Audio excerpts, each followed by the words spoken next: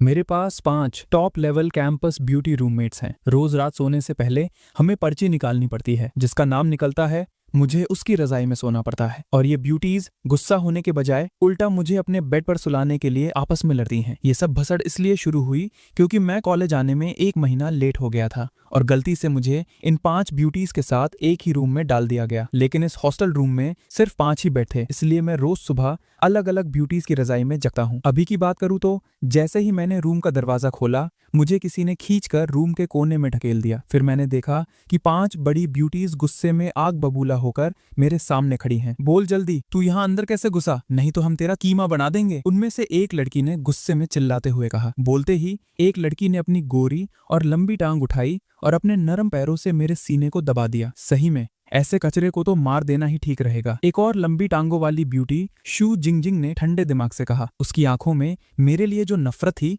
वो साफ झलक रही थी, यहाँ तक कि उसकी आंखों में खून करने का इरादा भी था। ये बड़ी मजेदार सिचुएशन थी, लेकिन अगर सच में मार दिया तो खेल खत्म हो जाएगा। मैं अभी कुछ समझ पाता तभी एक जोड़ा सफेद बॉल मेरी नजरों के सामने आ गया। एक छोटे बालों वाली ब्यूटी मेरे सामने बैठी थी। उसका फिगर एकदम आग लगाने वाला था। उसके कर्व्स इतने मस्त थे कि एक बार देकर ही मेरी दिल की धड़कन तेज हो गई। अरे ये तो बेहोश हो गया। लिंग लिंग, लगता है तूने इसकी हवा टाइट कर दी। एक और प्यारी सी आवाज आई, लेकिन सामने का नजारा इतना खतरनाक था कि मैं आवाज किसकी थी ये देख भी नहीं पाया और मैं बेहोश हो गया। जब मुझे वापस होश आया तो रूम एकदम खाली था। मेरी हालत रोने वाली हो रही थी। बस 1 महीना लेट ही तो एडमिशन लिया था, मुझे ऐसी सजा क्यों मिल रही है? जैसे ही मैं रोने वाला था, उन लड़कियों की आवाज कॉरिडोर में पास आती हुई सुनाई दी। अभी जो भसड़ हुई थी उसको याद करके मैंने तुरंत डिसाइड किया कि मैं बेहोश होने का नाटक करता रहूंगा। जब वो लड़कियां रूम में आई तो बड़ी ब्यूटी टैंग नाना ने सबसे पहले कहा, ये लड़का कहीं अभी भी बेहोश होने का नाटक तो नहीं कर रहा? शॉर्ट स्कर्ट वाली ब्यूटी बाई तियन तियन मेरे पास आई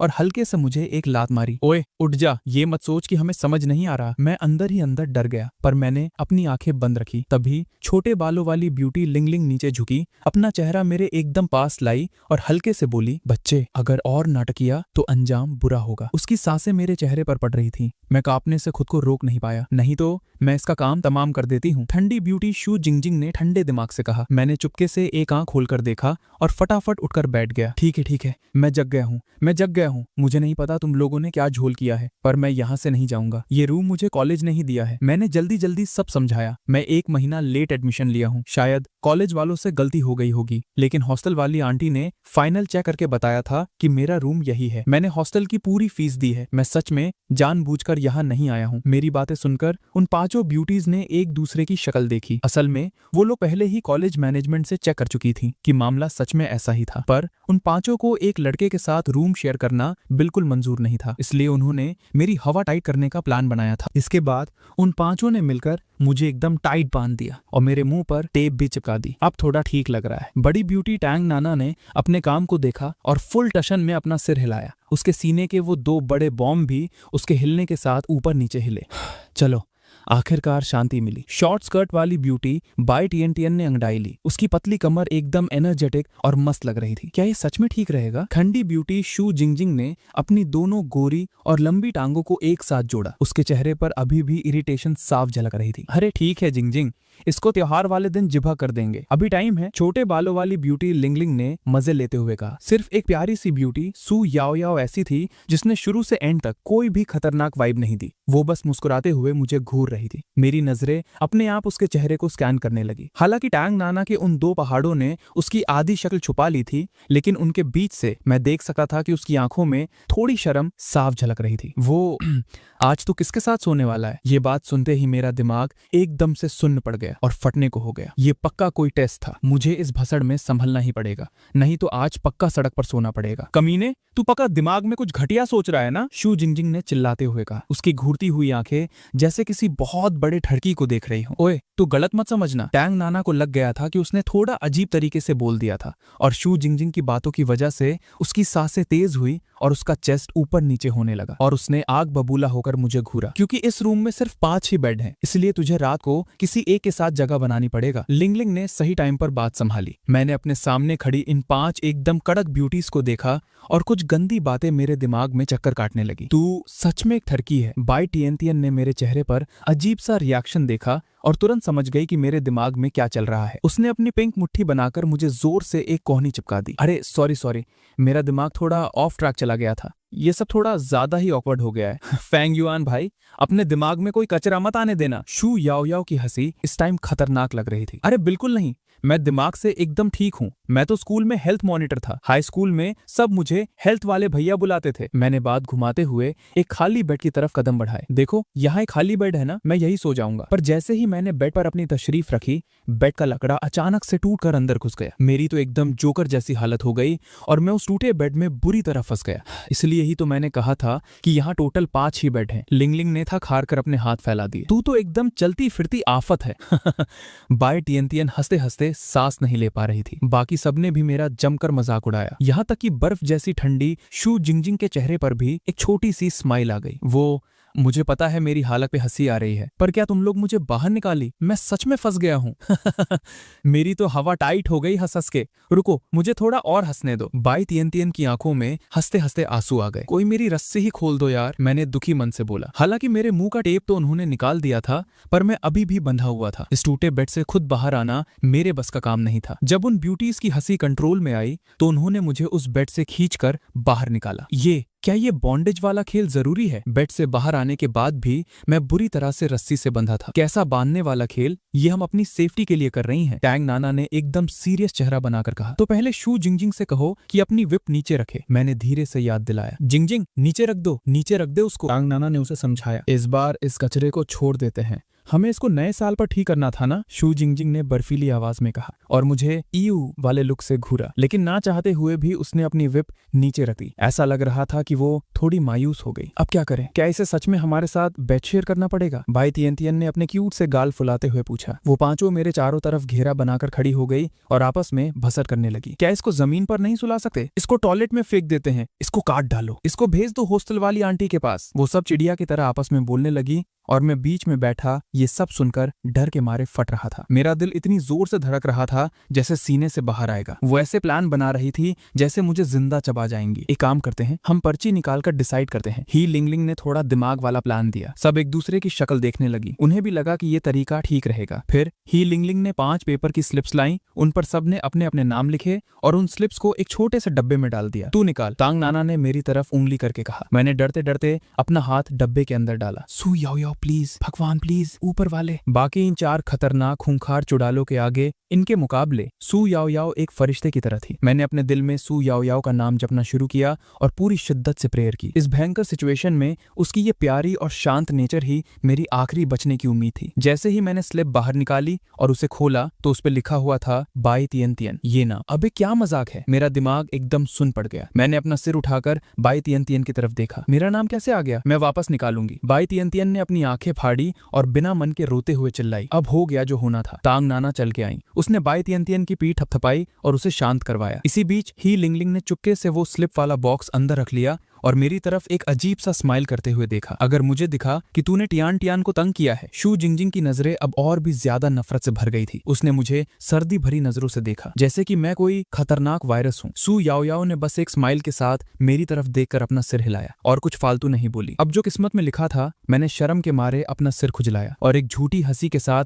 टियान टियान से बोला, टियान टियान आज रात थोड़ा ध्यान रखना मेरा। काहे का ध्यान रखना? बाई टिएंटियन ने गुस्से में अपने हाथ कमर पे रखकर बोला और मेरे पैर पर एक जोर की लात मारी और गुस्से से मुंह फुलाए अपने बेड पर चढ़ गई और रजाई से खुद को पैक कर लिया। मैंने अपने इन बंधे हुए हाथों को देखा और आह भरी। मैं फुदकता हुआ सू याओ याओ के सामने गया और धीरे से पूछा, याओ याओ क्या तुम मेरी रस्सी थोड़ी ढीली कर सकती हो? अरे ऐसा थोड़ी होता है। सू याओ याओ ने मुस्कुराते हुए अपना सिर ना में हिलाया। हमें तुझे इस तरह पैक करने में पूरा आधा घंटा लगा था। अरे प्लीज। मैंने अपना सबसे इनोसेंट चेहरा बनाया। देखो मुझे अपना थोड़ा सामान भी तो लगाना है। काम होते ही मैं वापस खुद को रस्सी से बांध लूंगा, पक्का। चलो ठीक है, अभी के लिए थोड़ा लूज कर देती हूँ। आखिरकार आखिरकार सू याओ याओ मान गई, लेकिन एक कंडीशन रखते हुए बोली, अपनी बात याद रखना। मैंने चैन की सांस ली और उसकी तरफ पीठ करके सीधा खड़ा हो गया ताकि सू याओ याओ मेरी रस्सी खोल दे, लेकिन मेरी नजरें गलती से शू जिंगजिंग की नफरत भरी आंखों से टकरा गई। उसने मुझे घूरा। मैंने शर्म के मारे अपना सिर घुमा लिया, जैसे मैंने उसे देखा ही नहीं। सू याओ याओ ने हल्के हाथों से मेरी कलाई को पकड़ा। वो बहुत आराम से खोल रही थी। जब उसकी सॉफ्ट और नर्म उंगलियों का टच फील हुआ, मेरा दिल एक सेकंड के लिए रुक गया। हे भगवान, मैंने कभी सपने में भी नहीं सोचा था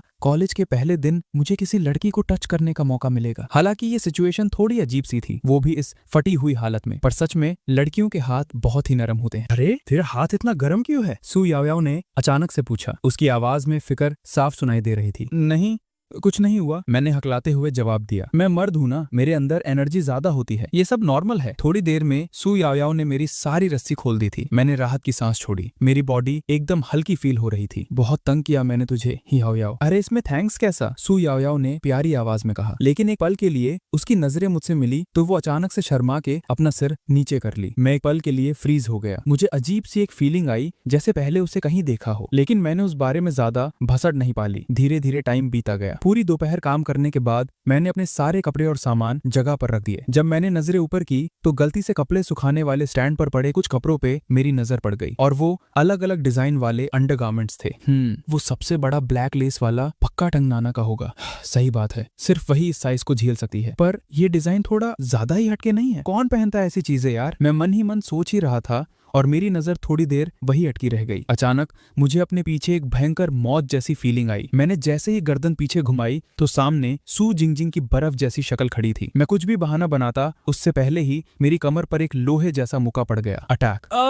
मेरी रोने की आवाज पूरी बैल्कनी में गूंज गई। रूम में वापस आने के बाद मुझे साफ फील हो रहा था कि सू जिंगजिंग अब मुझे पक्का जान से मार देगी। अपने बेड पर बैठकर मैं काफी डीप सोच में पड़ गया। अगर ऐसे ही चलता रहा तो ये एक न एक दिन तो मुझे सच में ज़िबह कर ही देगी। रात गहरी हो गई थी। मैं अपने बेड पर बैठा हुआ था, थोड़ा डरते हुए। मैंने अपना मुंह सू याओ याओ की तरफ घुमाया। वो याओ याओ बुक रीड करते हुए सू याओ याओ ने अपना सिर ऊपर किया। क्या हुआ? क्या मैं वापस रस्सी बांध दूं? नहीं नहीं नहीं, मैंने एकदम फट से मना किया। बात वो नहीं है तो क्या तू खुद अपने आप को बांधेगा? सू याओ याओ ने एकदम सीरियस चेहरा बनाकर पूछा। अरे नहीं यार, मैंने सर पे हाथ मार लिया। मैं तो सिर्फ ये पूछना चाहता था कि ये सब लोग मेरी लेने पर क्यों तुली हुई हैं? ये अजीब सा सवाल है। सू याओ याओ ने एक प्यारी सी स्माइल दी, क्योंकि आखिरकार तू एक लड़का है और हमारी रूम में रह रहा है तो थोड़ी बहुत टेंशन तो होगी ही ना सबको। पर भाई, मैंने ऐसा कौन सा गलत काम कर दिया? मैंने चिढ़कर हल्के से बोला। नाना की छाती पे गिर के बेहोश होने का नाटक करना और हमारे अंडरगारमेंट्स को ताड़ना। सू याओ याओ ने मुस्कुराते हुए मेरी हरकतें गिनाई। पर सच बताऊं तो मुझे फेंग युआन बिल्कुल बुरा नहीं लगता। मैं एक सेकंड के लिए सुन्न रह गया। सच्ची में? सच में? हाँ। सू याओ याओ ने हल्के से अपना सिर हाँ में हिलाया। ये तो कॉलेज वालों ने करा है ना, इसका कोई कुछ नहीं कर सकता। मैं नहीं चाहती कि तू बीच सड़क पर रात बिताए। उसकी ये बात सुनकर मेरे दिल में एक अजीब सी गर्मी और खुशी दौड़ आई। मेरी दिन भर की सारी थकन एक झटके में खत्म हो गई। कितना बुरा होता तेरा हाल। ये सुनकर भाई मेरे तो जैसे आंसू ही निकल आने वाले थे। याओ याओ, क्या मैं आज रात तुम्हारे साथ सो सकता हूँ? मैंने टेस्ट करते हुए उससे पूछा। तू सपने देखना बंद कर दे। सू याओ याओ ने सिर हिलाया और एकदम सख्त आवाज में बोली, तू चुपचाप टियान टियन के साथ ही सोएगा, समझा? लेकिन बाई तियन तियन का मुझे अपने बेड पर आने देने का कोई इरादा नहीं लग रहा था। देखो उसे, वो अभी भी खुद को रजाई में एक समोसे की तरह पैक करके बैठी थी और अपना पूरा एरिया ब्लॉक कर रखा था। वो सच में मुझसे चिढ़ती थी और मेरे साथ अपना बेड शेयर नहीं करना चाहती थी। हाँ, मुझे भी तेरे साथ नहीं सोना, बाई तियन तियन ने अपना मुंह फुलाकर गुस्से में कहा। मुझे अचानक लगा जैसे अभी जो थोड़ी सी राहत मिली थी वो एकदम गायब हो गई। मेरे दिल पर किसी ने जोर से छुरा घोंप दिया था। अरे यार, अब जो भी हो, ये पर्ची तूने खुद निकाली है, अब तो भुगत। सू याओ याओ ने आ भरते हुए कहा। तू जाकर पहले नहा ले, हमारी टियान तियान को साफ सफाई बहुत पसंद है। तेरी इस बदबूदार हालत में वो तुझे बेड पर कैसे आने देगी? मुझे उसकी बात एकदम सही लगी, इसलिए मैंने डिसाइड किया कि मैं एक बार और नहा लेता हूँ। मैं अपने कपड़े पकड़कर बाथरूम के दरवाजे तक गया। जैसे ही मैंने दरवाजा खोला, मेरी नजरें सीधा टैंग नाना की आंखों से जा टकराई। फिर से एक ऐसी अजीब और सांस रोक देने वाली टाइमिंग। मैंने शर्म के मारे बस इतना ही बोला, नहाना था। पर टैंग नाना का चेहरा एकदम गुस्से से काला पड़ गया। मैंने फटाफट दिमाग लगाया और चुपचाप दरवाजा बंद कर दिया और अपने कपड़े उठाकर दूसरे बाथरूम की तरफ भाग गया। बाथरूम के अंदर आकर मैंने अपने कपड़े उतारे। जैसे ही मैं शावर चालू करने वाला था, मुझे अचानक से एक अजीब सी ठंडक फील हुई। बगल वाले बाथरूम से पानी गिरने की हल्की हल्की आवाज आ रही थी। उस आवाज ने मुझे बिना मतलब के ही अंदर से थोड़ा गर्म कर दिया और जब मैंने शावर ऑन किया तो आग जैसे उबलते हुए पानी ने मेरे ऊपर गिरते ही मुझे जला दिया और मैं आ करके चिल्लाने लगा। क्या चिल्ला रहा है बे? टैंग नाना ने दीवार के उस पार से गुस्से में आवाज लगाई। नहीं, कुछ नहीं, मैं बस थोड़ा गाना गा रहा था। मैंने जल्दी से एक बहाना बनाया। बंद कर अपना रोना, कान फट रहे हैं, तेरी आवाज सुनकर ही मुझे इरिटेशन होती है। टैंग नाना की ये बातें मेरे मुंह पर एक जोरदार थप्पड़ की तरह लगी। हार मानकर मुझे इस उबलते हुए पानी की सजा झेलनी पड़ी। इस बाथरूम के नल से पानी का टेम्परेचर सेट ही नहीं हो रहा था, तो मुझे चुपचाप इस आग को सहना पड़ा। लेकिन मेरे दिमाग में अपने आप ही बगल वाले बाथरूम का नजारा घूमने लगा। मेरी पूरी बॉडी में एक अलग ही गर्मी दौड़ने लगी थी। जब मैं नहाकर बाथरूम से बाहर आया तो मेरी टक्कर सीधा टैंग नाना से हो गई। उसे देखते ही मेरी आंखें जैसे वही अटक गई। मैंने जल्दी से अपना थूक निगला, पीठ घुमाई और अपने कपड़े वॉशिंग मशीन में ठूसने लगा। ओए हेलो, तू ये यूज नहीं कर सकता, मेरे बगल से एक आवाज आई। मैंने पीछे घूमकर देखा तो वहां हे लिंगलिंग थी। वो अपनी उंगली से मेरे सीने पर पो कर रही थी और उसने गुस्से से तेवर बदल रखे थे। क्यों भाई? मैंने कंफ्यूज होकर पूछा, जबकि मैं पूरी कोशिश कर रहा था कि मेरी नजरें उसकी बॉडी पर ना जाए। मेरे सामने खड़ी दोनों ब्यूटीवीज का फिगर इतना ज्यादा हॉट था कि किसी का भी कंट्रोल खोना एकदम आम बात थी। मैं नहीं चाहती कि मेरे धुले हुए कपड़ों में किसी लड़के की बदबू आए। हे लिंगलिंग ने एकदम सीरियस होकर कहा, सही बात है, अगर तूने यूज कर लिया तो हम अपने कपड़े कैसे धोएंगी? टैंग नाना ने भी सपोर्ट किया। उसकी आवाज में मेरे लिए फुल यू वाली फीलिंग थी। असल में मेरा थोड़ा बहस करने का मन था, पर उन दोनों को देखकर मुझे समझ आ गया था कि इनके आगे मेरी दाल नहीं गलने वाली। इसलिए मैं चुपचाप घुमा और वॉश बेसिन के पास जाकर अपने हाथ से कपड़े धोने लगा। मुझे शांति से काम करते देख उनके चेहरे पर थोड़ी शांति आई। फिर वो दोनों घूमकर अपने रूम में वापस चली गई। सच में यार, लड़की और लड़कियों का एक साथ रहना ये किसी टॉर्चर से कम नहीं है। मैंने एक लंबी सांस छोड़ी। ऐसा लग रहा था जैसे मेरी इज्जत और दिमाग की किसी ने ऐसी तैसी कर दी हो। अचानक एक कोमल सी छोटी लड़की के हाथ ने एक ब्रश उठाया और मेरे सामने कर दिया। ये ले ब्रश, उसने धीमी आवाज में कहा। मैंने सिर उठाकर देखा तो ये बाई तियन तियन थी। उसका क्यूट सा चेहरा अभी भी थोड़ा फुला हुआ था, पर अब वो पहले जितनी गुस्से में नहीं लग रही थी। थैंक्स यार, मैंने ब्रश लेते हुए कहा। मेरे दिल में अचानक से एक सुकून वाली फीलिंग आई। ये नखरे वाली ब्यूटी अभी भी रजाई में पैक थी, बस उसकी मुंडी और चेहरा बाहर था। उसकी चमकती आंखों को देखकर मेरा दिल फिर से फिसल गया। तू थोड़ा सुधरा हुआ लग रहा है, इसलिए आज ये मैडम तुझे अपने साथ सोने की परमिशन देती है, बाई टीएनटीएन ने फुल टशन और ठंडी आवाज में अनाउंस किया। लेकिन तुरंत उसने ऐड किया, पर सुन ले, दिमाग में कोई फालतू कचरा मत लाना, 1% भी कोई गंदा ख्याल नहीं आना चाहिए, समझा? मैंने फटाफट अपना सिर हाँ में हिलाया। हाँ, मैं एकदम शराफत से रहूंगा। यू कमीने, बाई तियन ने अजीब सी शक्ल बनाई। मैं पहले ही क्लियर कर रही हूँ, अगर तूने थोड़ी सी भी उंगली की तो मैं तुझे लात मारकर बेड से नीचे फेंक दूंगी। मैं प्रॉमिस करता हूँ, एकदम चुपचाप सोऊंगा, मैंने डर और इज्जत के साथ जवाब दिया। दिमाग खराब, बाई तियन न जाने क्यों चिल्लाई। उसके बाद वो अपनी रजाई ओढ़कर बेड पर चढ़ गई और वापस एक समोसे जैसी पैक हो गई। तो मैं लाइट बंद कर रही हूँ, टैंग नाना ने धीरे से बताया और लाइट ऑफ कर दी। पूरे रूम में एकदम सन्नाटा छा गया, बस खिड़की से चांदनी की हल्की हल्की रोशनी अंदर आ रही थी। मैं बाई तियन के बेड के पास खड़ा था। थोड़ा डर लग रहा था, पर उससे ज्यादा तो मेरी एक्साइटमेंट आसमान छू रही थी। आखिरकार वो वक्त आ गया, एक टॉप कैंपस ब्यूटी के साथ एक ही बेड पर सोना। भाई ये किसी हसीन सपने से कम नहीं था। मैंने एक गहरी सांस ली और एक एक स्टेप करके बेड की सीढ़ियां चढ़ने लगा। और बस जैसे ही मैं ऊपर पहुंचने वाला था, बाई तियन ने अपने सफेद सॉक्स वाले नरम पैरों से बिना किसी रहम के सीधा मेरे चेहरे पर लात जड़ दी और मैं सीधा बैम करके जमीन पर आकर गिरा। पागल हो गई है क्या?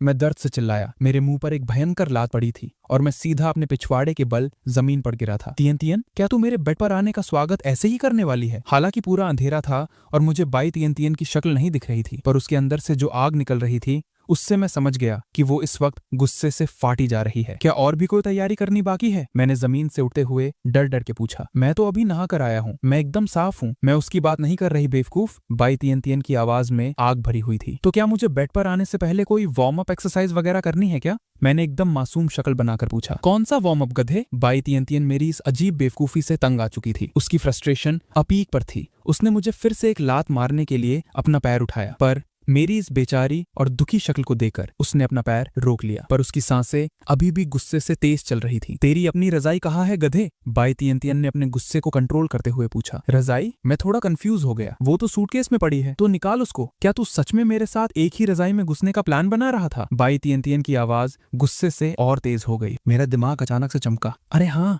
मैं तो ये भूल ही गया था। मैंने फटाफट अपने बैग से अपनी रजाई निकाली और कंधे पर उठा ली। उसी वक्त रजाई में पैक बाई तियान का चेहरा शर्म के मारे कानों तक लाल हो चुका था। अगर इस ठरकी ने ये बोल दिया होता कि वो रजाई लाया ही नहीं है तो वो डेफिनेटली बिना कुछ सोचे समझे मुझे एक और जोरदार लात मार देती। असल में बाई टियानतियन के लिए भी किसी लड़के के साथ एक ही बेड शेयर करने का ये पहला मौका था। वो अंदर ही अंदर डर से फट रही थी और उसके इतने नखरे करने के पीछे एक सबसे सॉलिड रीजन था। उसे हमेशा से बिना कपड़ों के सोने की आदत थी। इससे पहले वो इतनी देर तक खुद को रजाई में इसलिए पैक करके बैठी थी ताकि वो ट्राई कर सके कि कपड़े पहनकर सोया कैसे जाता है, पर अब उसकी नींद पूरी तरह उड़ चुकी थी। अब क्या करूं? वो बेड पर आ रहा है। अगर उसमें गलती से मेरी रजाई खींच दी तो क्या होगा? क्या मुझे प्रिकॉशन के लिए उसे एक और लात मार देनी चाहिए थी? बाई तियानतियन की बॉडी रजाई के अंदर डर से कांप रही थी। उसे समझ नहीं आ रहा था कि अब क्या किया जाए। वो इतनी डरी हुई थी कि उसने अपने हाथों को अपनी टांगों के बीच दबा लिया। उसे डर था कि अगर उसने थोड़ा सा भी मूव किया तो मुझे शक हो जाएगा। और मैं क्या कर रहा था? मैं शांति से अपनी रजाई को उठाकर धीरे धीरे बेड पर चढ़ रहा था और पूरी तरह अलर्ट था कि बाई तियानतियन की फ्लाइंग किक कहीं वापस ना आ जाए। तियानतियन, क्या तुझे ठंड लग रही है? अंधेरे में मैंने बाई तियानतियन की रजाई को बुरी तरह कांपते हुए देखा। मुझसे रहा नहीं गया तो मैंने पूछ ही लिया। दिमाग मत खा, अपना मुंह बंद रख। बाई तियानतियन अपनी रजाई के अंदर एकदम से बुरी तरह हिली। उसने अपना सिर फटाफट रजाई के अंदर घुसा लिया। उसका पूरा चेहरा एक उबले हुए टमाटर की तरह लाल हो चुका था। इसकी दिमाग में क्या बसर चल रही है? मैंने मन में सोचा। मैंने डिसाइड किया कि अब मुंह बंद रखना ही बेटर है, वरना फ्री में 2 से 4 लातें और खानी पड़ जाएंगी। मैं आराम से बेड पर लेटा और एकदम चौकन्ना होकर एक आंख से बाई टियानतियन को घूरा। जब मुझे तसल्ली हो गई कि अब वो और लाते नहीं मारेगी तो मैंने भी उसकी तरह रजाई लपेटी और खुद को एक स्प्रिंग रोल की तरह पैक कर लिया। मेरी नजरें चुपके से वापस मेरे साइड में लेटी बाई टियानतियन पर गई। वो मेरी तरफ पीठ करके लेटी थी। उसने खुद को एक सॉसेज की तरह पैक कर रखा था, सिर्फ उसकी प्यारी सी मुंडी बाहर थी। बस इस तरह हम दोनों शांति से लेट गए। रूम की हवा में एक अजीब सी ऑकवर्डनेस और भयंकर टेंशन फैली हुई थी। मैं बार बार अपने दिमाग को ऑर्डर दे रहा था कि कोई अजीब बातें ना सोचे, पर कमबख्त मेरे दिल की धड़कन आउट ऑफ कंट्रोल होकर इंजन की तरह भागने लगी। और उसी टाइम बाई तियानतियन रजाई के अंदर डर के मारे पागल हो चुकी थी। एक तरफ उसे ये डर खाए जा रहा था कि कहीं मुझे पता ना चल जाए कि उसने कपड़े नहीं पहने हैं, और दूसरी तरफ उसे लग रहा था कि थोड़ा सा हिलने डुलने पर ही मेरा शक और बढ़ जाएगा। थोड़ी देर बाद बाई तियानतियन से कंट्रोल नहीं हुआ। उसने आहिस्ता से अपना सिर घुमाया, ये चुपके से चेक करने के लिए कि मैं सो चुका हो या नहीं। जैसे ही वो थोड़ा और पास आई, उसकी आंखें सीधा अंधेरे में चमकती हुई मेरी आंखों से जा टकराई। क्या? बाई तियानतियन डर के मारे पीछे हो गई। उसने अपना मुंह वापस अपनी रजाई में घुसा लिया, अपने दोनों हाथों को सीने पर टाइटली दबा लिया। उसका चेहरा आग बबूला हो चुका था और कानों तक जल रहा था। मुझे भी बहुत ज्यादा अजीब फील हो रहा था। मैं तो अभी बस सोने ही वाला था, लेकिन उसकी डर और घबराहट वाली आंखों ने मेरी नींद चुरा ली थी। अब क्या ही बताऊं, अब मैं थोड़ी ना सो पाऊंगा। और उधर बाई तियानतियन डर और गर्मी के मारे भून चुकी थी। गर्मी और पसीने की वजह से उसकी स्किन थोड़ी चिपचिपी हो चुकी थी और उसे बहुत इरिटेटेड फील हो रहा था। ये बेशरम इंसान अब तक सोया क्यों नहीं? बाई तियानतियन ने दिल में मुझे गाली दी। इस हालत में मैं पहले कैसे सो सकती हूँ यार? दिमाग की दही हो गई। वो बहुत टाइम से एक ही पोजीशन में लेटी थी। इसकी वजह से उसकी आधी बॉडी एकदम सुन्न पड़ चुकी थी। तियानतियन, मैं बेड के कोने पर सोने की पूरी कोशिश कर रहा हूँ। मैं तुझे बिल्कुल टच नहीं करूंगा। मेरी ये बात सुनकर उसे अचानक थोड़ी तसल्ली हुई और उसने करके हल्का सा जवाब दिया। उसका जवाब सुनकर मैंने आखिरकार चैन की सांस ली। मैं करवट बदलकर दूसरी तरफ मुंह करके लेट गया, पर जैसे ही मैं घुमा मेरी तो हवा ही टाइट हो गई। डर के मारे मैं बेड से उछलने ही वाला था। सामने शू जिंजिंग बेड के पास खड़ी थी और उसके हाथ में एक हथौड़ा था। मैंने जल्दी से अपने मुंह पर हाथ रख लिया ताकि मेरे मुंह से डर के मारे कोई आवाज ना निकल जाए। शू जिंजिंग के चेहरे पर एकदम जीरो एक्सप्रेशंस थे। उसने पंजों पर खड़े होकर चुपचाप बेड के ऊपर झांका। मैंने अपनी आंखें टाइट बंद कर ली थी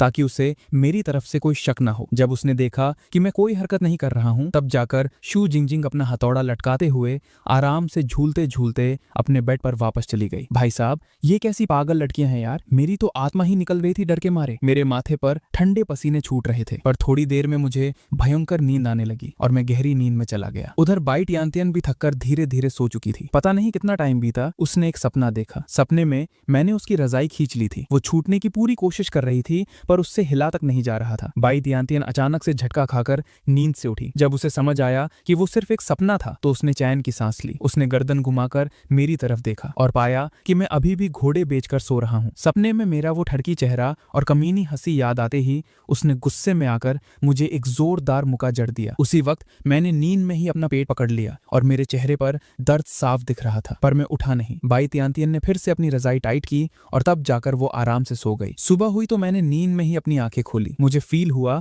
कि मेरा हाथ किसी बहुत ही नरम सी चीज पर रखा हुआ है। और हाँ, फील तो सच में एकदम मस्त आ रहा था, पर अगले ही सेकंड मेरी नींद एकदम उड़ गई। मेरा हाथ गलती से बाई तियानतियन की पतली सी कमर पर रखा हुआ था। कल रात की सारी भसड़ मेरे दिमाग में सुनामी की तरह वापस आ गई। मैंने फटाफट अपना हाथ पीछे खींच लिया। जैसे ही मैंने गर्दन नीचे की, मेरी फटी की फटी रह गई। सामने का नजारा तो और भी ज्यादा खतरनाक और हॉट था। बाई तियानतियन की रजाई सरककर नीचे गिर चुकी थी और उसकी गोरी चमकती हुई स्किन साफ साफ दिख रही थी। उसकी लंबी गर्दन, कातिलाना कॉलर बोन और रजाई के अंदर से थोड़ा थोड़ा दिखता हुआ उसका चिकना पेट और वो उभार, गोल गोल एकदम बाउंसी। क्या यही वो नरम नरम खरगोश हैं जिनकी बात सब लड़के करते हैं? मेरा दिमाग तो जैसे वहीं पर क्रैश हो गया। और सबसे बड़ी आफत तो ये हुई कि ठीक उसी टाइम बाई तियानतियन की पलकें हिली और उसने धीरे धीरे अपनी आंखें खोल दी। खेल खत्म, मैं तो गया, आज तो मेरी मौत पक्की है।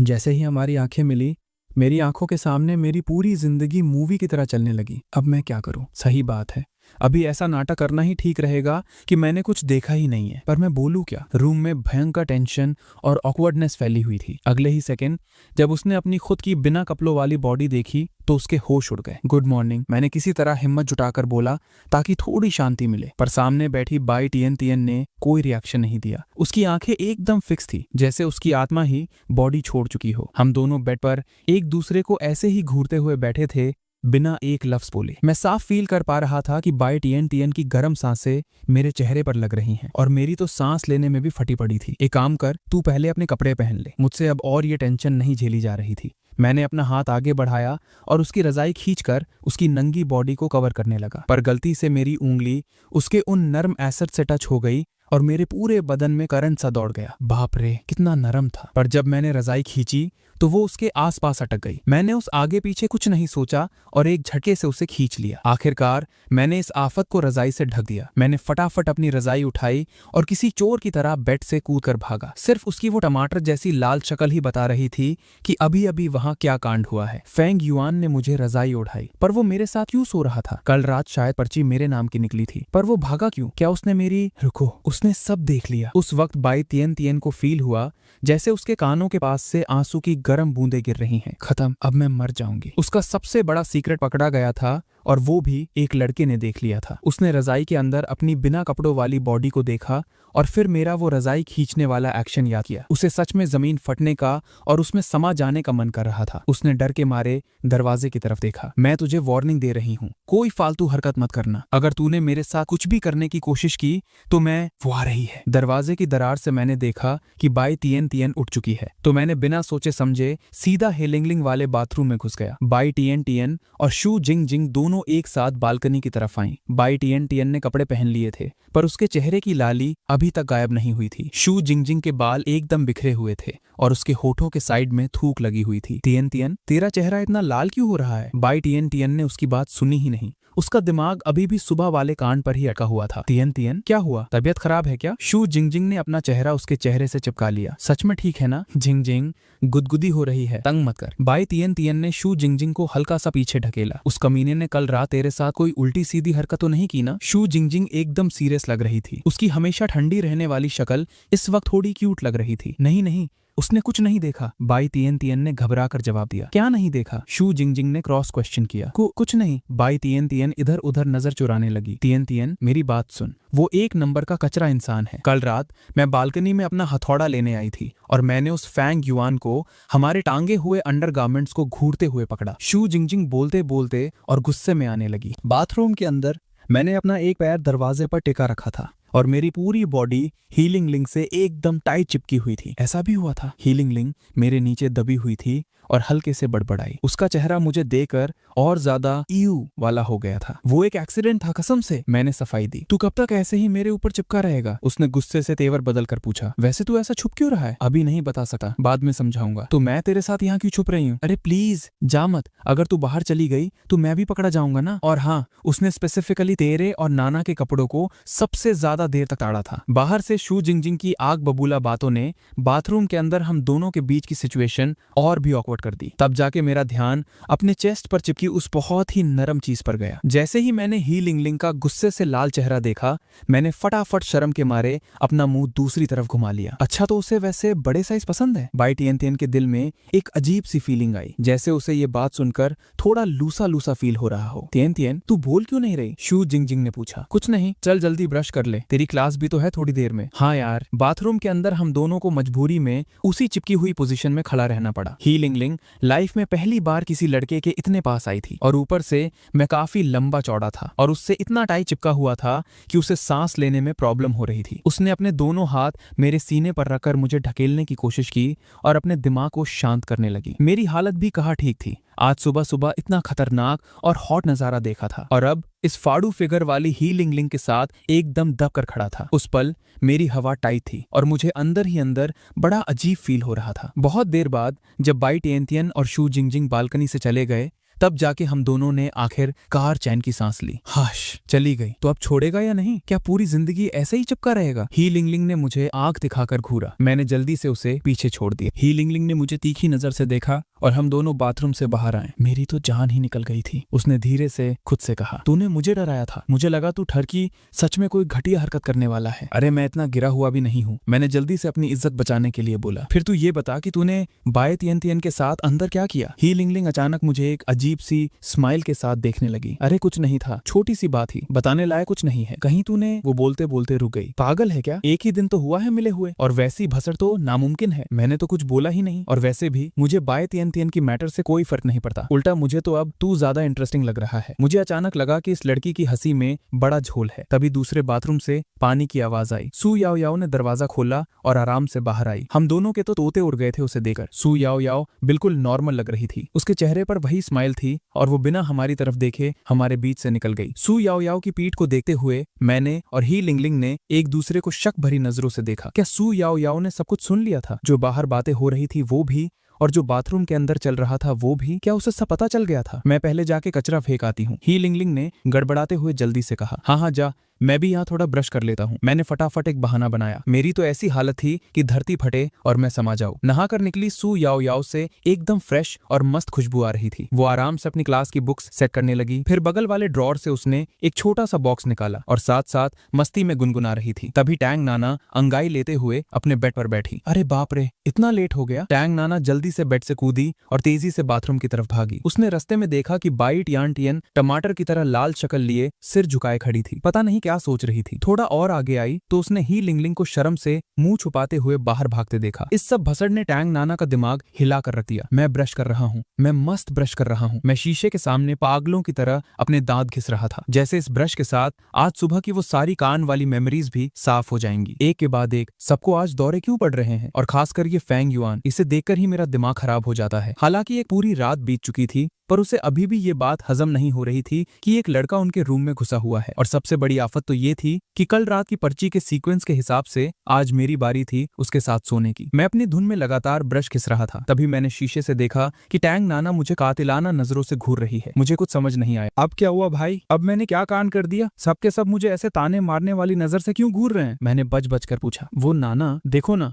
मैं पिछले 1 महीने से कॉलेज नहीं आया था, एकदम नया लौंडा हूँ इधर। हालांकि मैंने एडमिशन वाले सारे झोल तो सेट कर लिए हैं। तू बोलना क्या चाहता है? टैंग नाना ने मेरी बात बीच में ही काट दी। बात यह है ना कि मुझे किसी भी क्लास का रास्ता नहीं पता, तो तू कब फ्री होगी मुझे थोड़ा कैंपस दिखाने के लिए? मैं नहीं जा रही, मैं तेरे कोर्स की थोड़ी ना हूँ, मुझे ये सब बोलने का कोई फायदा नहीं है। वैसे तू बाई टियन टियन के पास क्यों नहीं जाता? शायद वो भी फाइनेंस पढ़ रही है। अरे यार, तू जानती है ना उसको मुझसे सबसे ज्यादा प्रॉब्लम है। कल रात उसके साथ सोकर मेरी हवा टाइट थी, पूरी रात अजीब सा लगता रहा। अब मैं उससे इस बारे में बात नहीं कर सकता। क्यों? टैंग नाना को अचानक मेरा चेहरा देखकर थोड़ा झोल लगा। ना कुछ नहीं, अरे तुम तो सबसे दिल वाली हो, ये मक्खन लगाना बंद कर, मैं तेरी इन बातों में नहीं आने वाली। पर अगर सिर्फ कैंपस में थोड़ा घुमाना है तो वो मैं कर दूंगी। कांड हो गया नाना, बहुत बड़ा झोड़ हो गया। ही लिंगलिंग अचानक आंधी की तरह अंदर भागी आई। लिंगलिंग, क्या हुआ? कैसा कांड? क्या हो गया? टैंग नाना ने उसकी ऐसी फटी हुई हालत देखकर कंफ्यूज होते हुए पूछा। जी बॉक्सियाओ छत से कूदने वाला है। मैं भी उन दोनों के पीछे पीछे हॉस्टल से बाहर भागा। हम सीधा टीचिंग बिल्डिंग की छत की तरफ लगातार दौड़ने लगे। और ये जी बॉक्सियाओ, ये मेरे हाई स्कूल का सबसे खास जिगरी यार था। जब हम वहां पहुंचे तो भीड़ ने पहले ही छत को पूरी तरह जाम कर रखा था। और हाँ, एक पतला सूखा सा लड़का रेलिंग के उस पार खड़ा था। आखिरकार तू आ ही गई। उस लड़के ने पीछे मुड़कर देखा और एक दुख भरी हंसी हंसा। तुझे नहीं आना चाहिए था, लड़के ने धीरे से बड़बड़ाया।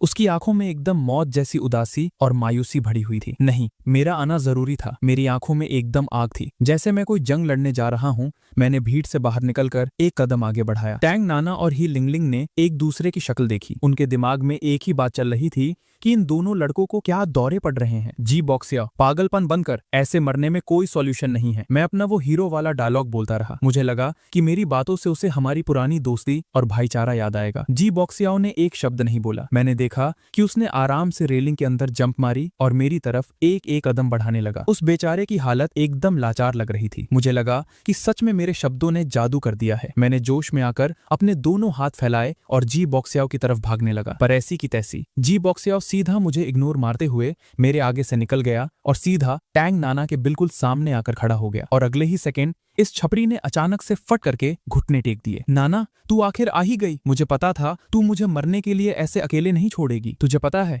जब मैं वहां ऊपर खड़ा था ना, मेरे दिल में सिर्फ और सिर्फ तेरा ही नाम था। मुझे बस एक चांस दे दे प्लीज। जी बॉक्सियाओ ने टैंग नाना का एक हाथ पकड़ा और फुल मजनू मोड में प्रपोज करने लगा। मेरे फैलाए हुए हाथ अभी भी हवा में ही लटक रहे थे और मेरी शक्ल ऐसी हो गई थी जैसे मैंने जिंदा कीड़ा खा लिया हो। भाई, क्या नाटक है, टैंग नाना ने आंखें घुमाते हुए कहा। जी बॉक्सियाओ, मैं तुझे 1000 बार बोल चुकी हूँ, मैं तुझे बिल्कुल पसंद नहीं करती। तू हमेशा ये सब ड्रामा क्यों करता है? टैंग नाना का चेहरा भी गुस्से से लाल हो रहा था। वो इस जी बॉक्सियाओ को पहले ही कई बार क्लियर मना कर चुकी थी, पर उसे आइडिया नहीं था कि आज उसे बाहर बुलाने के लिए ये बंदा इतना सस्ता नाटक करेगा। जी बॉक्सियाओ, तू लिमिट क्रॉस कर रहा है। तू मेरा पीछा छोड़ क्यों नहीं देता? मैं सच में तेरी शक्ल नहीं देखना चाहती। टैंग नाना ये मुंह पर बोलकर वहां से भाग गई। ही लिंगलिंग भी जल्दी से उसके पीछे भागी। जाते जाते उसने जमीन पर घुटने टेके हुए जी बॉक्सियाओ को एकदम घटिया और ईयू वाला लुक दिया। कमीने, भाई लगता है कैंपस ब्यूटी रो रही है। इसकी ऐसी की तैसी, इसने कैंपस ब्यूटी को रुला दिया। अरे भाई साहब, ये तो बर्दाश्त के बाहर है। मारो इस कमीने को। एक ही पल में भीड़ में से कई सारे तगड़े लौंडे कूद कर आगे आए और उन्होंने जी बॉक्सियाओ को घेर कर उस पर लातों की बारिश कर दी। ओए तू इस जी बॉक्सियाओ का ही आदमी है ना? मैंने तुझे अभी बड़ा हीरो बनते हुए देखा था। अरे भाई, मैं तो एक कवि हूँ। मैं तो बस एक कविता गा रहा था और सूरज को गले लगा रहा था। जब मैंने देखा कि इस भीड़ की कातिलाना नजरें अब मुझ पर पड़ रही हैं, तो मैंने फटाफट अपना पल्ला जी बॉक्सियाओ से झाड़ लिया। भाई, मुझे बचा ले, मेरी तो मौत आ गई। जी बॉक्सियाओ जमीन पर पड़ा था। उसका मुंह सूजकर बंदर जैसा हो गया था। लोगों ने उसे पीट पीट कर उसकी शक्ल कुत्ते जैसी बना दी थी। फिर भी वो अपना हाथ मेरी तरफ बढ़ाकर मदद मांग रहा था। साले, अब तुझे मैं दिख रहा हूँ? अभी मेरा नाम मत ले कमीने। मैंने दिल ही दिल में उसे गालियां दी और वहां से ऐसी दौड़ लगाई कि पीछे पलट कर नहीं देखा। अरे सब कहाँ चले गए यार? पैम धड़, मैंने एक जोरदार लात मारकर अपने रूम का दरवाजा खोला। पागल हो गया है क्या? बाई तियन तियन एकदम झटका खाकर डरी। जब उसने देखा कि ये तो मैं हूँ, तो उसने गुस्से में आकर मुझे गाली दी। भाई, मैं तो सच में बस मरते मरते बचा हूँ। मैं जमीन पर धम से बैठ गया और लंबी लंबी सांसें लेने लगा। सबके सब आज पागल की हो गए हैं। बाई तियन तियन गुस्से में खुद से बड़बड़ाने लगी, पर जैसे ही उसने मेरी फटी हुई शक्ल देखी, उसे तुरंत आज सुबह वाला पूरा कांड याद आ गया। उसका प्यारा सा चेहरा एकदम से लाल टमाटर बन गया और उसने फटाफट अपना मुंह घुमा लिया। मेरा दिमाग भी अभी पूरी तरह झोल में था। मुझे लगा ही नहीं था कि इस टाइम रूम में सिर्फ और सिर्फ बाई तियन तियन अकेली होगी। खेल खत्म। मुझे यहाँ वापस आना ही नहीं चाहिए था। अब हो गई भसड़। बाई तियन तियन को टेबल पर सिर रखकर बैठे देख मुझे अचानक से उसके कपड़ों के अंदर की वो कातिलाना और हॉट बॉडी याद आने लगी। मेरे पूरे बदन में गर्मी दौड़ने लगी। तो क्या इसका मतलब कल रात जब वो मेरे साथ सो रही थी तो उसने अंदर कुछ भी नहीं पहना था? मैं पूरी कोशिश कर रहा था कि मैं अपने दिमाग से उन हॉट नजरों को निकाल दूं, पर यार मेरा दिल एक इंजन की तरह धक धक भाग रहा था। बाई तियन तियन को शायद फील हो गया था कि मैं अजीब सा बिहेव कर रहा हूँ। उसने चुपके से पीछे मुड़कर मेरी तरफ देखा। हम दोनों की नजरें जैसे ही टकराईं, रूम की हवा जैसे वही जम गई। अरे बाकी सब कहाँ गए? मैंने एक अजीब और प्लास्टिक वाली स्माइल देते हुए पूछा। जिंगजिंग और याओ याओ तो क्लास के लिए निकल गए। नाना और लिंगलिंग का मुझे नहीं पता। बाई तियन तियन ने अपना चेहरा अपने हाथों के बीच छुपा लिया था। उसकी आवाज एक मच्छर जितनी धीमी निकल रही थी। उसकी हिम्मत ही नहीं हो रही थी कि वो वापस सिर उठाकर मुझे देखे। अच्छा ऐसा है तो चलो, मैं आराम से थोड़ी देर गेम खेल लेता हूँ। मैंने बहुत नॉर्मल बनने की कोशिश की, अपना फोन निकाला और फटाफट उस डेंजर जोन से हटकर बैठ गया। मेरे इस चिल एक्शन को देखकर बाई तियन तियन को अंदर ही अंदर थोड़ा रोना सा आने लगा। ये कैसा इंसान है? खुद चुपके से मेरे कपड़े उतरे हुए देख लिया और अब ऐसे बैठा है जैसे इसने कुछ किया ही नहीं। कहीं ऐसा तो नहीं जैसा जिनजिंग ने कहा था कि इसे सिर्फ नना और लिंगलिंग जैसे बड़े साइज ही पसंद आते हैं। मैं समझ गई, मेरे जैसी नॉर्मल बॉडी को अगर कोई देख भी ले तो किसी लड़के को कोई घंटा फर्क नहीं पड़ता। बाई तिएनटियान ने दुखी मन से अपना सिर झुकाकर अपने चेस्ट को देखा। लाइफ में पहली बार उसे टैंग नाना और बाकी सबके आगे अपने फिगर को लेकर थोड़ी शर्म और इन्फीरियोरिटी फील हो रही थी। उधर मैं पूरी शिद्दत से अपने गेम पर फोकस करने की कोशिश कर रहा था, पर दिमाग शांत हो तब ना। और इस चक्करों में मेरा थोड़ा सा ध्यान भटका और सामने वालों ने मेरे अकेले बंदे की ऐसी तैसी कर दी। स्क्रीन पर जब दुश्मनों की चिढ़ाने वाली इमोजीज दिखी तो मैं रोज की तरह गुस्सा नहीं हुआ। मैं उस सबको इग्नोर करके वापस चुपके से बाई तिएनटियान की तरफ देखने लगा। ऐसा लग रहा है ये अभी भी गुस्से में आग बबूला हो रखी है। हाँ, बात भी वही है, बिना कपड़ों के सोई हो और कोई दूसरा लड़का ये सीक्रेट पकड़ ले तो किसी की भी फटेगी। और गलती से मैंने उसे पूरा ठीक से ताड़ भी लिया था। हालांकि मैंने जानबूझकर ऐसा कुछ नहीं किया, पर अब इस बात के लिए ठीक से माफी मांग लेना ही सही रहेगा। जब बाई तिएनटियान ने मुझे अपनी तरफ आते हुए देखा तो उसकी अचानक से हवा टाइट हो गई। उसने जल्दी से अपना मुंह दूसरी तरफ घुमा लिया और नाटक करने लगी कि वो अपने फोन में बिजी है। तिएनटियान, थोड़ी बात कर सकते हैं? मैंने डर डर के पूछा। आज सुबह वाले कांड के लिए आई एम रियली सॉरी। तूने सच में सब ताड़ लिया था, है ना? बाई तिएनटियान ने एकदम धीमी और दुखी आवाज में पूछा।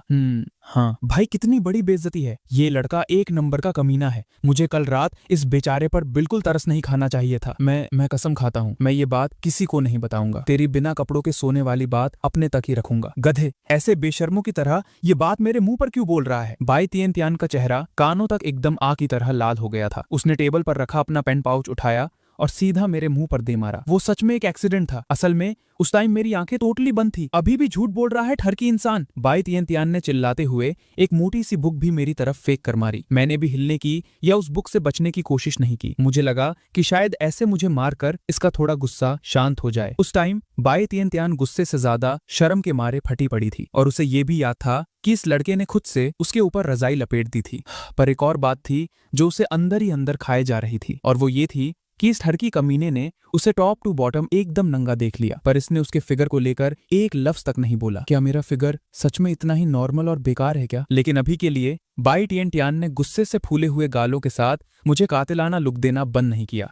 वो देखो, दोपहर होने वाली है। एक काम करते हैं, मेरी तरफ से मैं तुझे मस्त लंच करवाता हूँ, उसी को मेरी माफी समझ लेना। मुझे तेरा लंच नहीं चाहिए। और तू क्या समझ रहा है, मेरे साथ एक बेड पर सोने की कीमत बस एक प्लेट सस्ता खाना है? अरे यार, मेरे कहने का वो मतलब नहीं था। थोड़ी देर बाद मैं और बाई तिएनटियान कॉलेज के कैंटीन में एक दूसरे के आमने सामने बैठे थे। हम दोनों ही अपना सिर नीचे किए खाने को घूर रहे थे और एक दूसरे से आंख मिलाने की हिम्मत नहीं थी। आसपास बैठे हुए बाकी लौंडे लपाड़ियों की नजरें बार बार हम पर पड़ रही थी और वो फुसफुसाकर बातें कर रहे थे। मेरी तो पूरी पीठ पर कांटे जैसी चुभन फील हो रही थी। आखिर भाई, इस टाइम मैं पूरे कॉलेज की टॉप कैंपस ब्यूटी के साथ लंच कर रहा था। वो तिएनटियान, खाना ठंडा हो जाएगा, थोड़ा शुरू तो करो। मैंने थोड़ी शांति तोड़ते हुए उससे पूछा। बाई तिएनटियान ने धीरे से कहा। उसने चॉपस्टिक्स उठाई पर सिर्फ अकेले चावल के दानों से खिलने लगी। मैंने चुपके से नजरें उठाकर बाई तिएनटियान को देखा। वो छोटे छोटे टुकड़े चबा रही थी और उसके गाल क्यूट तरीके से फूले हुए थे। सच बताऊं, वो एकदम मक्खन और प्यारी लग रही थी। चलो भाई,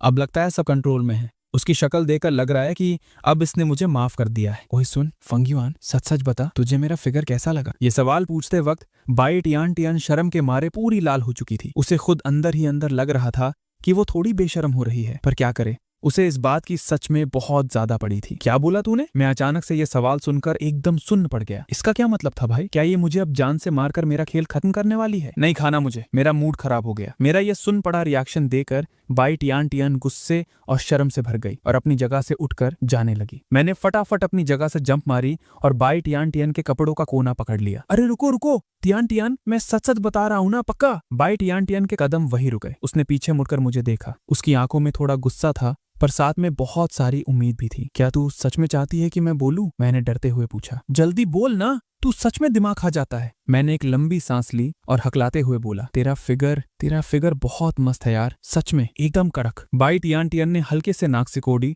और हाँ किया। तू कितने मरे हुए मन से बोल रहा है, साफ दिख रहा है कि तू बस मुझे टाल रहा है। मैं टेंशन के मारे अपना सिर खुजलाने लगा। नहीं, मैं कसम खाता हूं, मैं टाल नहीं रहा। तेरी बॉडी के प्रोपोर्शंस एकदम परफेक्ट हैं। जहां कर्व्स होने चाहिए वहां एकदम सही कर्व्स हैं और तेरी स्किन भी तो इतनी गोरी और चमकती हुई है। ये सुनकर बाई तिएनटियान का चेहरा एक सेकंड में टमाटर की तरह लाल हो गया। बस कर, और मत बोल कमीने। उसकी शक्ल पे शर्म थी पर अंदर ही अंदर वो हवा में उड़ रही थी। उसे फील हुआ कि ये लड़का बोलने में थोड़ा अनाड़ी जरूर है, पर इसकी पसंद एकदम क्लास है। ठीक है, अब चुपचाप खाना खा। तो अब तू गुस्सा नहीं है? मेरी आंखों में अचानक से चमक आ गई। हाँ, पर सुन ले, आज सुबह जो हुआ वो तू दोबारा कभी नहीं बोलेगा, और अगर तूने गलती से भी किसी को बताया ना तो मैं तुझे लात मार मार कर जान से मार दूंगी। हाँ, एकदम पक्का। मैंने फटाफट हामी भरी। और हाँ, सू जिंगजिंग और तांग नाना को तो गलती से भी मत बताना। ठीक है मेरी माँ, दिमाग में छाप लिया मैंने, कसम से। थोड़ी देर बाद हम दोनों ने खाना खत्म किया और कैंटीन से बाहर आ गए। मैं और बाई टियान टियन एक साथ चल रहे थे। टियान, एक काम कर, तू पहले रूम में चली जा। क्यों, क्या हुआ? अगर हम दोनों साथ में वापस गए और किसी ने देख लिया तो फालतू की भसड़ हो जाएगी। तू निकल, मैं थोड़ा कैंपस में घूम लेता हूँ और रास्ते याद कर लेता हूँ। बाई टियान ने एक सेकंड सोचा और उसे मेरी बात सही लगी। आखिर बाकी लोगों को हमारे रूम की भसड़ के बारे में कुछ नहीं पता था। अगर किसी ने साथ देख लिया तो फालतू में नए कान खड़े हो जाएंगे। ठीक है, मैं पहले जा रही हूँ, और भूलना मत, दोपहर में कॉलेज की बड़ी मीटिंग है। हाँ, मुझे याद है। आखिरकार मैंने इस आफत को वहां से भेज दिया और एक लंबी चैन की सांस ली। तभी मेरा फोन टिंग करके बजा। मैंने नीचे देखा तो ये मैसेज उस छपरी जी बोशाओ का था। फंग युआन भाई, बचा ले मुझे, बहुत सारे लॉन्डो ने मुझे टॉयलेट में घेर लिया है, भाई जल्दी आके बचा ले। 10 मिनट बाद मैं आखिरकार उसी टीचिंग बिल्डिंग के एक टॉयलेट के बाहर खड़ा था। कुछ लौंडे उस टॉयलेट के दरवाजे पर घेरा बनाए खड़े थे और लगातार दरवाजे पर लाते और मुके बरसा रहे थे। अबे फटू, दम है तो दरवाजा खोल पाप के लिए। उनका लीडर, एक पीले बालों वाला छपरी, चिल्ला चिल्लाकर गालियां दे रहा था। दम है तो तू खुद तोड़कर दिखाना दरवाजा। अंदर से जी बोशाओ की फटी आवाज आई। भाई, इनका ये बचपना देकर मेरा दिमाग खराब हो गया। तभी अचानक से मुझे एक आइडिया आया। 2 मस्त फिगर्स मेरी नजरों के सामने से गुजर रहे थे। मैंने अपनी जान हथेली पर रखी और सीधा उन दोनों के पास चला गया। वो शू जिंगजिंग और सू याओ याओ थी, जो अभी अभी क्लास से निकली थी। मैंने सीधा उन दोनों की कलाइयां पकड़ी और हवा में ऊपर उठा दी। ओए वहां खड़े हैंडसम लड़को, क्या हमारा नंबर एक्सचेंज हो सकता है? मैंने एकदम पतली लड़कियों जैसी आवाज बनाकर उनकी तरफ चिल्लाया। और हाँ, मेरे इस खतरनाक झोल ने एकदम जादू का काम किया। पीले बालों वाला और उसके चमचे अचानक से पीछे मुड़े। जब उन्होंने देखा कि आवाज लगाने वाली सू जिंगजिंग और सू याओ याओ जैसी टॉप लेवल कैंपस ब्यूटीज हैं, तो उन्होंने तुरंत टॉयलेट में छुपे जी बॉक्सियाओ को भुला दिया। वो सब अपने अपने छपरी स्टाइल में सबसे कूल पोज मारते हुए हमारी तरफ आने लगे। इससे पहले कि सू जिंगजिंग और सू याओ याओ को समझ आता कि उनके साथ क्या गेम हो गया है, मैंने उनके हाथ छोड़े और सीधा टॉयलेट के दरवाजे की तरफ भागा। जल्दी खोल, मैं हूं, मैंने चिल्लाया। जी बोक्शियाओ ने बाहर शांति देखी तो उसने धीरे से अपना सिर बाहर निकाला। मैंने 1 सेकंड भी बर्बाद नहीं किया। मैंने सीधा उसकी कॉलर पकड़ी और उसे घसीटते हुए वहां से दौड़ लगा दी। सू जिंगजिंग और सू याओ याओ को ये पूरा सीन समझने में काफी देर लग गई। उधर वो पीले बालों वाला छपरी एक बास्केटबॉल थ्रो करने का पोज मारकर अपने चमचों से बोल रहा था, भाई देख रहे हो, मैं इतना आम आदमी बन के रहता हूँ, फिर भी इन हसीनाओं की नजरें मुझ पर ही हैं। फिर उसने उन दोनों को देखा और बोला, अरे ब्यूटीज, तुम दोनों में से पहले नंबर कौन लेगा? जैसे ही उसने ये बोला, मुझे पीछे से बैम की आवाज आई और वो पीला बाल वाला ठीक अपने चमचे के ऊपर जा गिरा। और अगले ही सेकंड मैं थोड़ा ही आगे पहुंचा हूंगा कि सू जिंगजिंग की आग बबूला और खतरनाक चिल्लाने की आवाज पूरी बिल्डिंग में गूंज उठी। फेंग युआन, तू एक नंबर का कचरा इंसान है, मैं तुझे आज जिंदा नहीं छोड़ूंगी। मेरी पीठ पर अचानक से सर्दी का एहसास हुआ, पर मैंने अपने माथे का पसीना पोंछने का भी टाइम वेस्ट नहीं किया। मैंने जी बॉक्सियाओ को खींचना जारी रखा और हम कुत्तों की तरह वहां से भागते रहे। थोड़ी देर बाद जब मुझे याद आया कि कॉलेज की वो बड़ी मीटिंग शुरू होने वाली है, तो मैंने जी बॉक्सियाओ को वही लात मारी और अकेले निकल गया। मैं कॉलेज के उस बड़े से हॉल में पहुंचा और एकदम आखिरी वाले कोने में जाकर चुपचाप बैठ गया। जैसे ही मैंने अपनी तशरीफ सीट पर रखी, मेरी नजर बगल वाली टेबल पर गई। वहां एक खतरनाक हथौड़ा रखा हुआ था। खेल खत्म। मेरे पूरे बदन में डर के मारे झुरझुरी दौड़ गई। मैं वहां से उठकर भागने ही वाला था कि किसी के हाथ ने पीछे से मेरे कंधे को जोर से दबा दिया। मैंने डरते डरते अपनी गर्दन घुमाई। सामने सू जिंगजिंग की बर्फ जैसी ठंडी शक्ल थी, जिसकी आंखों में सिर्फ और सिर्फ मेरा खून लिखा था। मैंने जल्दी से अपनी दूसरी साइड देखा। वहां सू याओ याओ बैठी थी। उसकी हमेशा वाली वो मक्खन और प्यारी सी स्माइल आज किसी भूतनी जैसी खतरनाक लग रही थी। वो मैं सब समझा सकता हूँ। हाँ बिल्कुल, सू याओ याओ बोली, पर बेहतर होगा कि फेंग युआन हमें एकदम डिटेल में समझाए। अगर मैं बोलूँ कि मैंने ये सब सिर्फ एक बेचारे की जान बचाने के लिए किया था, तो क्या तुम दोनों मानोगी? मैंने फटी आवाज में पूछा। सू जिंगजिंग ने अपनी आंखें छोटी की और मुझे घूरते हुए एक खतरनाक आवाज में हंसी। अच्छा, तो तू यहाँ हीरो बनने गया था? याओ याओ, इस कचरे की बातों में मत आना। इस कमीने के दिमाग में पक्का कोई भयंकर झोल चल रहा था। मैं कसम से पूरा सच बोल रहा हूँ। अरे यार, ठंडी दिमाग से बात कर लो ना। सू जिंगजिंग मुझे वहीं पर जिभा करने के लिए अपना हथौड़ा उठाने ही वाली थी कि अचानक हॉल की लाइट्स बंद हो गई। मीटिंग शुरू हो चुकी थी। तुझे तो मैं थोड़ी देर बाद ठीक करती हूँ, सू जिंगजिंग ने मुझे धमकी दी और अपनी जगह से उठकर चली गई। वो कहाँ जा रही है? मैंने लंबी चैन की सांस लेते हुए पूछा। मुझे सच में समझ नहीं आ रहा था। अच्छा हाँ, तुझे तो पता ही नहीं होगा, सू याओ याओ ने बताया। जिंगजिंग और तियन तियन दोनों स्टूडेंट काउंसिल में है। इस महीने की रिपोर्ट उन दोनों को ही स्टेज पर देनी है। तभी मैं सोचूं, मुझे बाय तियन तियन अभी तक क्यों नहीं दिखी। वैसे एक बात बोलूं, मुझे तो पता ही नहीं था कि टैंग नाना और ही लिंगलिंग हमारे डिपार्टमेंट की नहीं है। और याओ याओ, तुम क्यों नहीं गई इस काउंसिल में? मैं? हाँ तू तो इतनी सबकी हेल्प करने वाली और समझदार है, मुझे ये सब नहीं झेलता, सू याओ याओ बोली। मुझे इन चीजों में बहुत प्रॉब्लम होती है। ये बोलते हुए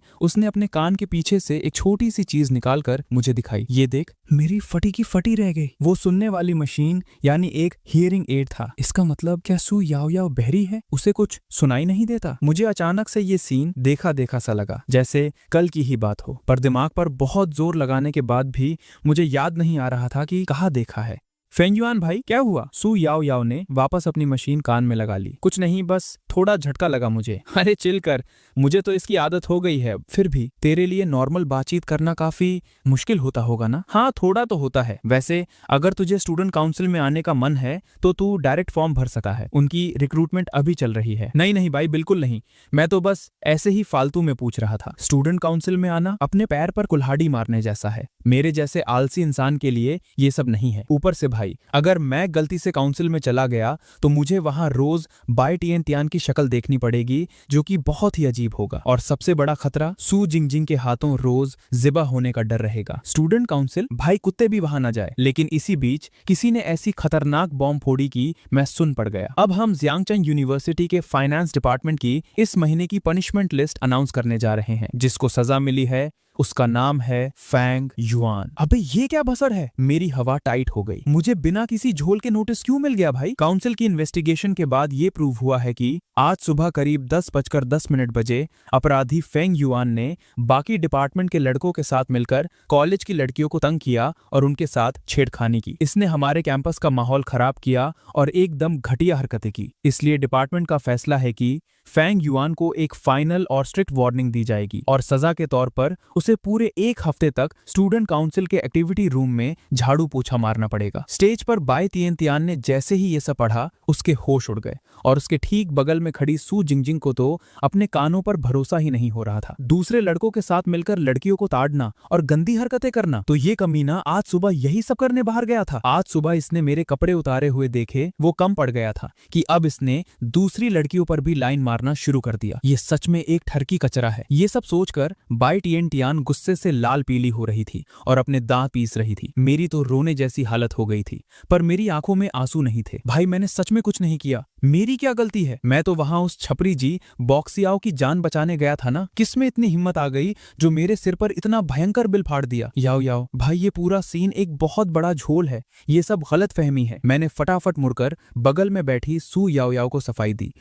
मैं तुझ पर पूरा भरोसा करती हूँ। ये सुनकर मेरे तो आंसू छलक गए। भाई सच में सिर्फ सू याओ याओ ही इस दुनिया में इकलौती है जो मेरी ऐसी फटी हुई हालत में भी मुझे समझ सकती है। मैं भरोसा करती हूँ कि ये घटिया कांड तू ही कर सकता है। जैसे ही मेरा ध्यान आगे गया, मैंने देखा कि सू जिंगजिंग अपना हथौड़ा लिए अपने दोनों हाथ सीने पर बांधे खड़ी थी और मुझे देखकर किसी डायन की तरह हंस रही थी। बोल, अब तेरे पास बचने का क्या बहाना है? फेंग युआन, तू सच में एक नंबर का गिरा हुआ और बेशरम इंसान है। बाय तियन तियान ने गुस्से में आकर जमीन पर जोर से अपना पैर पटका और यहाँ तक कि हमेशा मुस्कुराने वाली सू याओ याओ के चेहरे से भी उसकी मक्खन जैसी प्यारी हंसी गायब हो गई और उसकी शक्ल एकदम सीरियस हो गई। मैं इन तीनों ब्यूटीज के बीच रूम के एक कोने में फंसा हुआ था और डर के मारे धम से जमीन पर बैठ गया। जी बुकशाओ, कमीने तूने तो आज मेरी झंड करवा दी है। मैंने दिल ही दिल में गाली दी। अब तो चाहे कुछ भी कर लो, इस भसड़ से बाहर निकलना नामुमकिन लग रहा है। मैं अपना दिमाग खपा ही रहा था कि अब आगे क्या कांड होगा, तभी अचानक दरवाजा खुला। मैंने सुना फेंग युआन को पनिशमेंट की नोटिस मिली है। ये क्या नया झोल है? जैसे ही मैंने देखा कि अंदर आने वाली तांग नाना है, मुझे लगा जैसे डूबते को तिनके का सहारा मिल गया। वो आज सुबह वाला कांड, पता नहीं बिना बात के मुझे इस भसड़ में क्यों घसीट लिया, ऊपर से नोटिस भी थोप दिया। फेंग युआन को आज हमारे डिपार्टमेंट की मीटिंग में स्टूडेंट काउंसिल ने नोटिस थमा दिया। सू याओ याओ ने फटाफट पूरा मैटर समझाया। कह रहे थे कि इसने दूसरे डिपार्टमेंट के लड़कों के साथ मिलकर कॉलेज की लड़कियों को तंग किया है। ये तुम दोनों ने कुछ झोल किया है क्या? टांग नाना ने अपनी भौहें सिकोड़ी और बाई तियन तियन और सू जिंगजिंग को घूरते हुए पूछा, नहीं नहीं बिल्कुल नहीं। दोनों ने घबराकर जल्दी से अपने हाथ हिलाए। नाना, कहीं वो जिस लड़की को छेड़ने की बात हो रही है वो तू तो नहीं है ना? वो मैं नहीं हूँ, पर सच बोलूं तो इस भसड़ का फैंग युआन से कोई लेना देना नहीं है। ये सुनते ही मैं जमीन से एकदम स्प्रिंग की तरह उछलकर खड़ा हो गया। मेरी हवा टाइट थी पर अब मेरा सीना चौड़ा हो चुका था। मैंने पहले ही बोला था ना, मैंने किसी लड़की पर लाइन नहीं मारी है। उसके बाद मैं फुल टशन में जंप मारकर बाई तियान तियन और बाकी दोनों के सामने जाकर खड़ा हो गया। बाई तियन तियन ने अपना क्यूट सा मुंह फुलाया और जमीन पर पैर पटका, पर सच कहूं तो उसके दिल में थोड़ी राहत जरूर थी कि मैं सच में उतना ठरकी नहीं हूं। सू जिंगजिंग को भी समझ आ गया था कि उसने फालतू में मुझ पर शक किया। उसने थोड़ी शर्म खाकर अपना सिर झुका लिया और एकदम चुप हो गई। चलो, थोड़ी ट्यूबलाइट तो जली तुम लोगों की। अरे कोई ना, मैं भी इन छोटी छोटी बातों को दिमाग पे नहीं लेता। चलो, मैंने तुम सबको माफ। मेरी ये नायक वाली लाइन पूरी होने से पहले ही सू जिंगजिंग की आग भड़क गई और उसने बिना सोचे मुझे एक जोरदार लात जड़ दी। क्या कर रही है पागल? पता नहीं क्यों पर तेरी कमीनी शक्ल देखकर ही मुझे इतनी आग लगती है कि बस लात मारने का मन करता है। मैंने किसी तरह रो धोकर अपनी पूरी जान लगाकर इन तीनों को आज सुबह वाला पूरा सीन डिटेल में समझाया। तो इसका मतलब तू सच में वहां उसको बचाने गया था? सू याओ याओ के चेहरे पर एकदम माफी मांगने वाला रिएक्शन था, पर यहाँ एक बड़ा झोल लग रहा है। बाई तियन तियन को अचानक से कुछ अजीब नोटिस हुआ। कैसा झोल? मैंने और सू जिंगजिंग ने एक साथ कंफ्यूज होकर पूछा। नॉर्मल केसेस में स्टूडेंट काउंसिल ऐसी आशिकी और प्राइवेट लाइफ की भसड़ में टांग नहीं अड़ाती है, और उस पर भी फैंग युआन इस पूरे कांड का मास्टरमाइंड तो बिल्कुल नहीं था। एकदम सही, ये तो बस वहां फ्री की मारपीट देखने गया था। टांग नाना ने उसका साथ देते हुए बोला, मुझे गेम थोड़ा समझ आ रहा है, पर क्यों? फैंग युआन, कहीं तूने स्टूडेंट काउंसिल के किसी बड़े तोपू बंदे से पंगा तो नहीं ले लिया? अरे बिल्कुल नहीं, मैं कॉलेज आया ही कल हूँ, मैं किससे आफत मोल लूंगा भाई? मैंने रोने वाली शक्ल बनाई। पूरी स्टूडेंट काउंसिल में मैं सिर्फ तुम दोनों को ही तो जानता हूँ, तो तुझे लग रहा है कि ये नोटिस वाली सेटिंग मैंने करवाई है? बाई तियन तियन ने मुझे आग उगलते हुए घूरा। नहीं नहीं, मैं ऐसा कहा बोल रहा हूँ, पर सच में मैं उनमें से किसी और को नहीं जानता। शू जिंगजिंग हम दोनों की ये तेज तेज भसड़ सुनकर पूरी तरह उलझ चुकी थी। उसका दिमाग घूमने लगा था। उसकी समझ थोड़ी देर से काम करती थी, तो उसने आखिर में पूछा, जब सब कुछ ठीक से क्लियर हो गया है तो क्या अब फंग युआन की पनिशमेंट हटाई नहीं जा सकती? सू याओ याओ ने मायूसी से अपना सिर ना में हिलाया। ये थोड़ा मुश्किल लग रहा है। भले ही फेंग युआन इसमें हेड नहीं था, पर उसका डायरेक्ट कनेक्शन उस जी बॉक्सियाओ से तो पकड़ा गया है ना। ये क्लियर करना आसान नहीं होगा। अब इस मैटर में तो मैं भी तेरी कोई सेटिंग नहीं बिठा सकती। तांग नाना ने अपनी हंसी रोकते हुए मेरे कंधे पर हाथ थपथपाया। वैसे देखा जाए तो तू डिजर्व करता है। किसने बोला था फालतू की हीरो गिरी दिखाने को? कल चुपचाप जाना और आराम से झाड़ू पोछा लगाना। कल मैं तुझे बताऊंगी एक्टिविटी रूम कहाँ है। मैं सफाई करने में एकदम उस्ताद हूँ, मैं तुझे सिखाऊंगी। शू जिंगजिंग अचानक से पता नहीं क्यों फुल ऑन मोड में एक्साइटेड हो गई। हाँ, मैं भी थोड़ी हेल्प कर दूंगी। मैं अंदर ही अंदर खून के आंसू रो रहा था। मैंने जल्दी से इस रोने वाले टॉपिक को घुमा दिया और पूछा, वैसे हे लिंगलिंग कहाँ गायब है? वो तुम्हारे साथ रूम में क्यों नहीं आई नाना? वो अपने टाइक्वांडो क्लब में प्रैक्टिस करने गई है। टांग नाना ने जवाब दिया। अरे हाँ, याद आया, मुझे थोड़ी देर में उसके लिए खाना भी ले जाना है। Taekwondo club? सिर्फ दिमाग में एक सेकंड के लिए हे लिंगलिंग को उस टाइट टाइक्वांडो यूनिफॉर्म में सोचकर ही मेरी तो हवा टाइट होने लगी थी। मेरा दिमाग फिर आसमान में उड़ने लगा था। सू याओ याओ ने मुस्कुराते हुए बताया, लिंगलिंग के पास टाइक्वांडो में ब्लैक बेल्ट सेकंड डैन है। वो तो पिछले हफ्ते ही क्लब में आई थी और सीधा उन्होंने उसे वाइस प्रेसिडेंट बना दिया। और याओ याओ, तुमने कौन सा क्लब ज्वाइन किया है? मैंने अचरज से पूछा। मैंने कोई भी क्लब ज्वाइन नहीं किया है। सू याओ याओ बहुत ही प्यारी हंसी के साथ बोली, मैंने तुझे बताया था ना, मेरी हेल्थ थोड़ी ठीक नहीं रहती, इसलिए मैं किसी और के लिए फालतू की भसड़ नहीं खड़ी करना चाहती। मैंने बाकी की उन तीनों ब्यूटीज की तरफ देखा। और तुम लोग क्या सीन है? बाई तियान तियन ने अपना सिर हिलाया। मुझे इन सब नाटक में जीरो इंटरेस्ट है। रोज इतनी हैवी डांस प्रैक्टिस करके ही मेरी बॉडी की ऐसी तैसी हो जाती है, और वैसे भी इस फालतू टाइम को अपने सब्जेक्ट की पढ़ाई में लगाना ज्यादा दिमाग वाला काम है। मैं और नाना पहले से स्टूडेंट काउंसिल संभाल रहे हैं। वहां इतना दिमाग की दही होती है कि हमने कोई और क्लब नहीं लिया। लेकिन अगर तुझे इसमें से किसी का शौक चढ़ा है तो ये मैडम तुझे अपने साथ ले जाकर दिखा सकती है। आखिर नए फुकरों को क्लब्स में ऐड करवाना भी तो हमारे काउंसिल का ही डिपार्टमेंट है। ये सब बड़े बड़े डायलॉग्स मारते टाइम बाई तियन तियन का चेहरा एकदम आग की तरह लाल था। उसकी तो हिम्मत ही नहीं हो रही थी कि वो सीधा मेरी आंखों में देखे। अरे थैंक यू यार, पर मुझे ऐसी चीजों का कोई शौक नहीं है। मैंने जल्दी से हाथ हिलाकर मना कर दिया। मैं तो बस ऐसे ही टाइम पास के लिए पूछ रहा था। अगर तुझे इंप्रेस नहीं था तो फालतू दिमाग क्यों चाट रहा है? तू सच में किसी आफत से कम नहीं है। मेरा जवाब सुनकर बाई तियन तियन एकदम जल बुन गई। उसने चिढ़कर अपना नरम सा पिंक मुक्का बनाया और फुल पावर से मेरे सीने पर जड़ दिया। ओए मैडम, तू थोड़ा पागल है क्या? इतनी जल्दी तेवर बदल लेती है। हर बात पे ऐसे हाथ उठाना ठीक थोड़ी ना है। मैं चिल्ला उठा। तुम दोनों में सच में एकदम मस्त जोड़ी बन रही हैं। सू याओ याओ हम दोनों की इस नोक झोंक को देखकर मुस्कुराने लगी। भाई इसमें क्या मस्त झोल है? हम दोनों ने एक साथ घूमकर एक ही आवाज में चीख कर जवाब दिया। धीरे धीरे शाम ढल चुकी थी। मैं बालकनी के पास खड़ा इस पागलपन से भरे दिन के बारे में सोच रहा था। कैसी अजीब व गरीब भसड़ चल रही है मेरी लाइफ में यार। कॉलेज में बीते इस 2 दिनों में मेरी लाइफ में इतने तहलके और खतरनाक सीन हो चुके थे कि मेरी पिछली पूरी लाइफ मुझे सस्ती मूवी लगने लगी थी। ओए सुन, पर्ची के हिसाब से आज रात तुझे मेरी रजाई में आना है। टैंग नाना पता नहीं कब मेरे पास आ गई हैं। अच्छा हाँ, मुझे याद है। मैं 2 पल के लिए एकदम सुन्न पड़ गया। क्या हुआ? तेरी शक्ल पे ऐसे मौत का डर क्यों दिख रहा है? तेरा मन नहीं है क्या आने का? टैंग नाना ने आग दिखाते हुए गुस्से से पूछा। नहीं नहीं बॉस, तेरे साथ बेड शेयर करना तो मेरे लिए जन्नत मिलने जैसा है। मैंने फटाफट मक्खन लगाया। ठीक है, सुन ले, अच्छे से पूरी बॉडी धोकर ही ऊपर आना। टैंग नाना ने अपना वो डेंजर और ठंडा आदेश दिया और वापस अपने रूम में चली गई। मैंने अपने माथे पर आया ठंडा पसीना पोंछा। कसम से जब भी मैं इस ऑरा वाली लड़की से 2 लफ्ज बात करता हूँ मेरा बीपी शूट होने लगता है। कोई और रास्ता ही नहीं है। टैंग नाना का टशन ही इतना कातिलाना है, ऊपर से उसका वो फटने वाला टॉप लेवल फिगर। कोई भी सिंगल लौंडा उसे पास से देख ले तो उसका दिल इंजन की तरह फट के बाहर आने को हो जाएगा। ओए ठरकी, तू उसे इतनी देर से आंखें फाड़ के क्या घूर रहा है? बाई तियन पता नहीं जादू से कहां से मेरे बगल में प्रकट हो गई। किसको? मैंने कहा किसी को ताड़ा। मैं तो अभी बस नहाने जा रहा था। मेरी तो एकदम चोरी पकड़ी गई। मैं हकलाता हुआ सीधा बाथरूम में घुस गया। हाँ, इसमें ऐसा क्या खास है? बाई तियन ने एक बार टैंग नाना की जाती हुई आग लगा देने वाली बॉडी को देखा, फिर थोड़ा दुखी और शर्म के साथ अपने खुद के चेस्ट की तरफ देखा और अकेले ही भुनभुनाई। जब मैं मस्त उस गर्मा गर्म पानी से नहाकर बाहर आया तो मेरी सारी थकन उतर चुकी थी। मैं हल्के मूड में गाना गुनगुनाते हुए अपने कपड़े धोने के लिए वॉश बेसिन पर चला गया। बड़ा मस्त लग रहा है तू। क्या किसी ने फ्री की लॉटरी निकाल दी आज? ही लिंगलिंग अभी अभी क्लब से वापस आई थी। उसने अभी तक वही कातिल वाइट टाइक्वांडो वाली ड्रेस पहनी थी और उसके पसीने और परफ्यूम से एकदम माइंड ब्लोइंग खुशबू फैल रही थी। मैंने पहले भी बहुत सी लड़कियों को टाइक्वांडो की ड्रेस में फोटो में देखा था, पर हे लिंगलिंग को हकीकत में देखकर भाई ऐसा लग रहा था जैसे वो ड्रेस उसकी खतरनाक बॉडी को संभाल नहीं पाएगी और अभी फटकर अलग हो जाएगी। भाई उसकी वो कर्व वाली कमर, वो लंबी टांगे और उसका पूरा वो जबरदस्त फिगर। उफ, तबाही। एक जवान और करंट से भरा लौंडा होने के नाते मेरा दिमाग वापस से उन्हीं रंगीन ख्यालों में जाकर उलझ गया। कमीने, तेरे दिमाग में पक्का कोई अजीब सी भसड़ चल रही है ना अभी। हे लिंगलिंग ने पल भर में मेरे अंधेरे थॉट्स को कैच कर लिया। उसके क्यूट से चेहरे पर एकदम मजेदार और डेंजर वाली शैतानी हंसी थी। नहीं नहीं भाई, मेरी कसम, मैं बिल्कुल नहीं सोच रहा था वैसा। मैंने जल्दी से अपने बचाव में झूठ बोला। अगर तू ट्राई करके मुझ जैसी हॉट बंदी का दिल जीत लेगा ना तो मैं शायद आगे के लिए इनकार भी ना करूं। हे लिंगलिंग आंख मारते हुए सीधा मजे लेने पर उतर आई। हे लिंगलिंग को पटाना? मैं ऐसी इम्पॉसिबल चीज सिर्फ नींद में भी सोचने से डरता हूं। अरे ठरकी, तू तो सच में ये सब सीरियस होके सोच रहा है? हद है तेरी। हे लिंगलिंग ने लड़कियों वाले प्यारे से नखरे दिखाते हुए मेरे कंधे पर धीरे से एक धक्का दिया। मैंने 100 बार बोला ना, ऐसा कुछ नहीं चल रहा मेरे दिमाग में।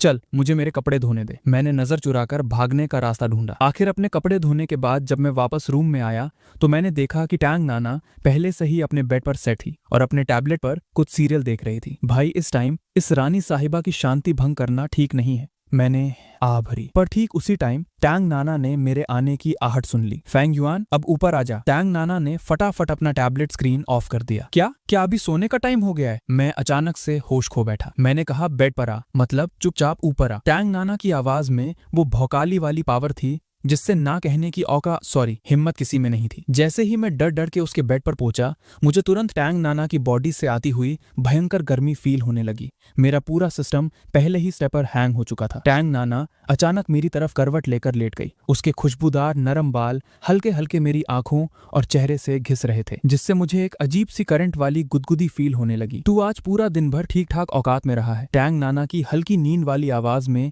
एक ऐसा जादू और नशा था कि कोई भी फिदा हो जाए। मेरी तो सांस लेने की हिम्मत नहीं हो रही थी। मैंने एकदम जमीन पर देखते हुए हकलाते हुए बोला, वो तो बॉस ठीक से ही रहना था ना। टैंग नाना ने अचानक से हल्के से हंसना शुरू कर दिया। इस आधी रात के सन्नाटे में उसकी ऐसी हंसी किसी कातिल सीने पर गोली लगने से कम नहीं लग रही थी। मेरा मीटर एकदम शूट हो चुका था। मुझे बस इतना होश था कि मेरे दिल की धड़कन बुलेट ट्रेन की तरह भाग रही थी और मेरी पूरी बॉडी डर और एक्साइटमेंट से पत्थर बन चुकी थी। और ठीक उसी अगले पल टैंग नाना अचानक फिसलती हुई बिल्कुल मेरे फेस के एकदम पास आ चुकी थी। उसकी गरम गरम तेज सांसें सीधा मेरे गर्दन और गले पर लग रही थी। तू इतना क्यों डर के फाटी हालत में बैठा है? उसने एकदम सेक्सी और धीमी आवाज में पूछा। तुम ये क्या?